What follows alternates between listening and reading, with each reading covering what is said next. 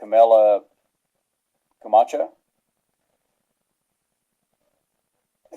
as she approaches the podium. Stephanie Mullis and Ron Watson will be next. Hello, good afternoon. You're recognized to present to the committee. Good afternoon, Chairman and representatives of the committee, and thank you for allowing me to be here to present to you today. My name is Carmella Camacho, and I'm a small business owner and a new resident to Walton County, and I've served as the Vice President for Team Landon for the last 4 years. I'd like to start by thanking you for your efforts and implementation and praise you for your progress. I'm here today not to speak for or against compassionate use of low THC. I've traveled across the country simply to share the story of Landon Riddle with you. Landon was diagnosed with ALL leukemia at 2 years old in 2012, and chemo broke up the mass in his lungs and put him into remission.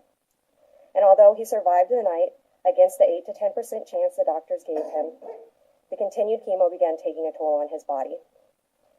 He vomited up to 50 times a day. He began refusing food and did not put so much as a single grain of rice into his mouth for 35 consecutive days.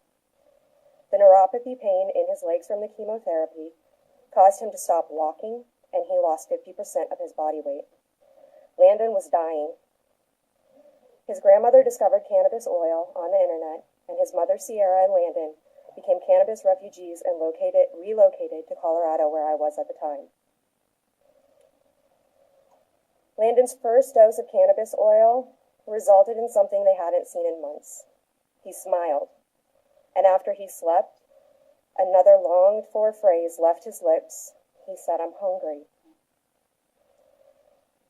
Outside, I have some photos of Landon taken 2.5 months apart. In both photos, Landon is still on chemo. In the first, he's bald and he fits in a bathroom sink to take a bath. In the second, Landon is on cannabis oil and he's growing.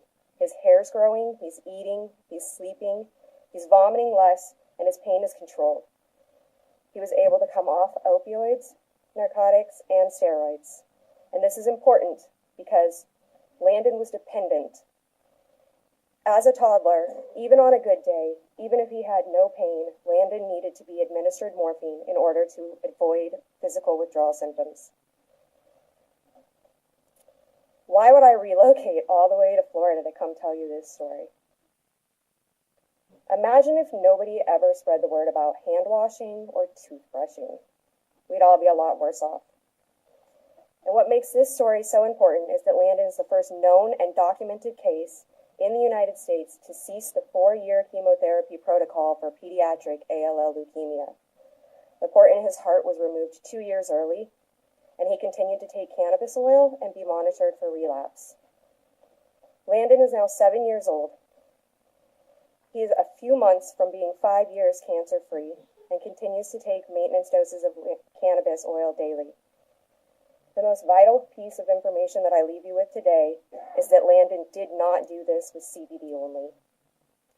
In fact, Landon, when he began, took doses as high as 1,000 milligrams of THC oil to 500 milligrams of CBD oil, and continues to take 200 milligrams of THC to 50 milligrams of CBD daily.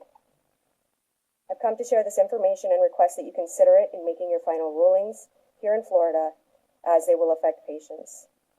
And if there are no questions from the committee, I'd like to thank you for your attention and the privilege of sharing this story, and you are always invited to contact me for more information. Yes, ma'am. Thank you for being here today. Appreciate your testimony.